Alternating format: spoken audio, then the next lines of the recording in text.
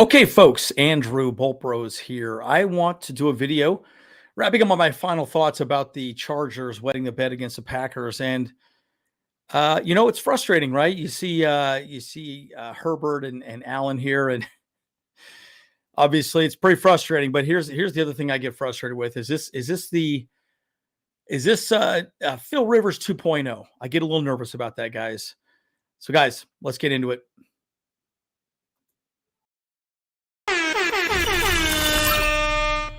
Bull Bros. Okay, folks, as always, like and subscribe if you do enjoy the content. I'm Andrew Bolt Bros.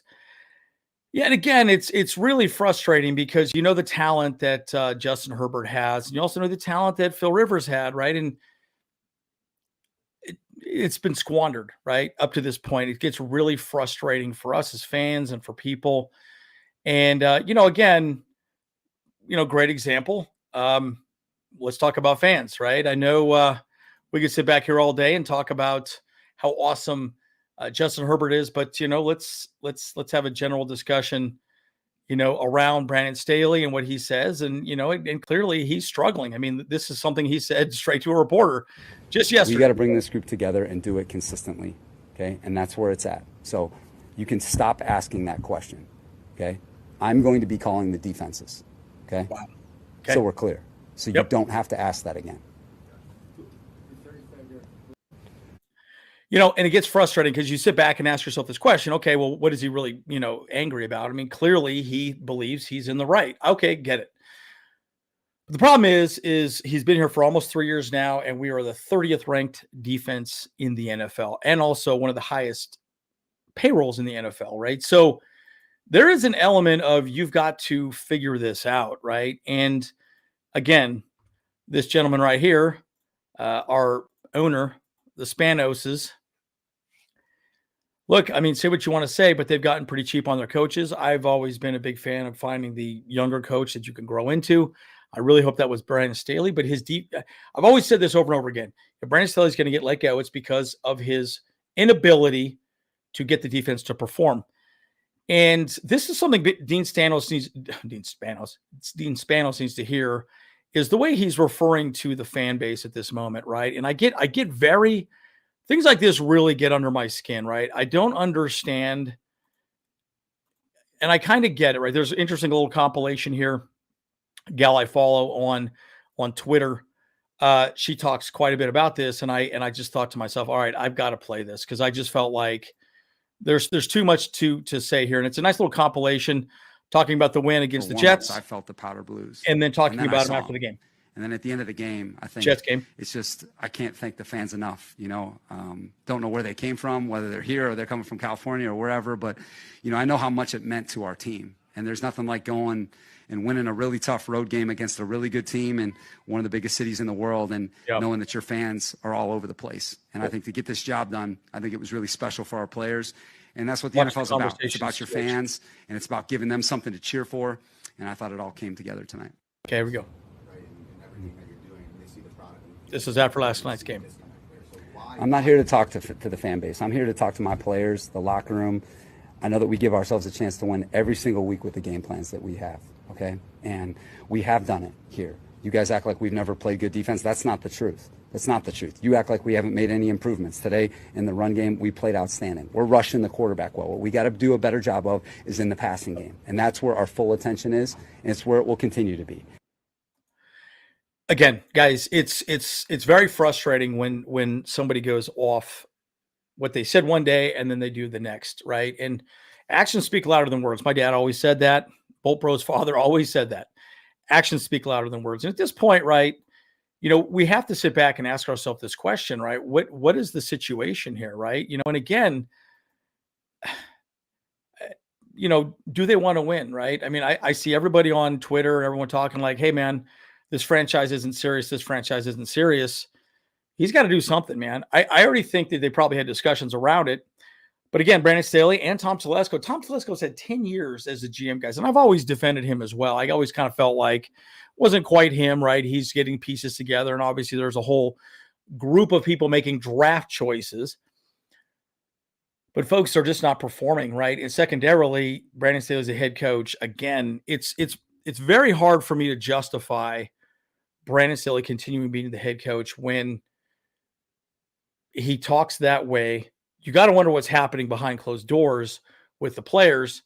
And then secondarily, you know, I mean, clearly he's frustrated, but at the end of the day, he's also not improving and changing anything. There's no humility. There's no, hey, I got to be better. And yes, he did say, hey, it's on me. It's on me. It's on me. I get that. But it's very easy to say, but yet he doesn't change anything. I'm going to show a few more slides on this as well, too.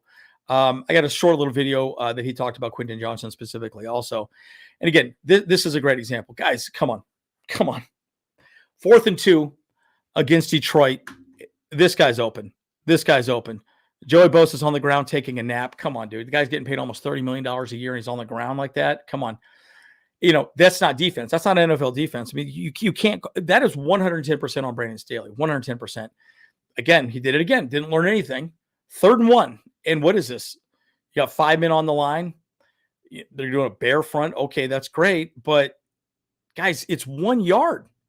It's 1 yard. And he can do a jet sweep. This guy is easily going to get 1 yard. We made it too easy for this guy, right? What a statistic. Yeah, there was one statistic here that he got. Okay, here we go. Packers. Okay, just so you know, guys. Packers score more than 20 points in the first time since week 2 of the NFL season this year. They have more than two offensive TDs in a game since week 2. Since week 2, they've been absolutely god awful dreadful. In fact, Jordan Love almost got benched. Jordan Love has his 300 career passing game, first one of his career in the NFL. And it's all thanks to Brandon Staley's horrible play calling, right? And I don't even understand what this is. Again, I have a video dropping. I shot it before this game. I'll post it later on today, explaining Brandon Staley's pattern match defense. But again, it's not working well. So let's talk about Quentin Johnson briefly. Look, pretty frustrating. I wasn't happy with a lot of what happened there. You know that. I know that. We all know that. Brandon Staley was defending Quentin Johnson. So I'm going to play a little clip of him defending him. And truly, look, he's a young player. I get it. It's horrible that he dropped that pass. He knows that was a game winner, man. He would have won it. Who'd been the hero, game ball, all the above. Brandon Staley said some interesting things about him. And again, he had a tough down there. We're going to keep going back to him. He's going to be an outstanding player. We love coaching him. And Justin's going to continue to go to him. And the more he plays, the more he's going to be able to knock down, opportunities like that. So good for him. He's at least defending his players right at the end of the day. But again, Quentin Johnson needs to get better. He does. And, you're a first round draft pick. There's some pressure there. He knows it. He feels it. Keenan Allen didn't have a great day either, guys. I mean, he really did not play well. And, he dropped 2 in the end zone. Well, 1, he dropped it as he was running into the end zone, and then 1 at the goal line. We had 7 total drops. I think 4 were on 3rd and 4th down. Crucial drops. And this one right here against Quentin was just absolutely dreadful. I mean, it's just what an absolute backbreaker. But again, I don't want to see Phil Rivers 2.0, guys. I don't. I want to see a guy that can at least have shots at winning a championship game, go deep in the playoffs. Something's got to change, folks. That's just the reality. I mean, and it's so hard for me. It's tough because I want to defend Brandon Staley and I want to defend this organization, but it's just not there. And again, look at what he did, right? He if Quentin Johnson alone had caught that ball that was another 75 yards, he would have been well over 300 yards. Let's say he's 22 and 36. He would have been for 320 because it was about a 70-yard touchdown pass. Easily would have made a touchdown there and won the game, would have been over with. And incomplete pass, folks. So, a lot to discuss. It's pretty frustrating. Again, yeah. So again, my video is dropping. I filmed it right before the Packers game. And I'm just going to explain the pattern match defense. I'll probably do about 2 hours after this video. But guys, look, at the end of the day, I truly believe this organization needs to really reevaluate itself. And I'm really leaning towards the idea of letting Brandon Staley go, maybe putting Kellen Moore into that position, or maybe even Ryan Fickham as a head coach, and then moving forward, seeing what they can do, right? Because we've given up so much excellent coaching talent. Sirianni, right? I mean, a lot of our coaches are everywhere else, right? And it's absolutely ridiculous. Shane Steichen, that's who I was thinking about. Shane Steichen as well, head coach of the Colts right now. Colts look good until Anthony Richardson got hurt, right? And so, what do we have here? What do we have here? Do we have somebody here that could step in and be that coach? Because I want to see some consistency with Brandon Staley, not Brandon Staley, Justin Herbert and Kellen Moore. If we can get those two guys on the same page and do really well together, then maybe he's the guy moving forward. I mean, bottom line, I don't want another offensive coordinator, another offense that Justin Herbert has to just learn over and over again. It starts getting confusing. It's just, there's a lot to discuss, guys. I want to hear your thoughts. What are your thoughts?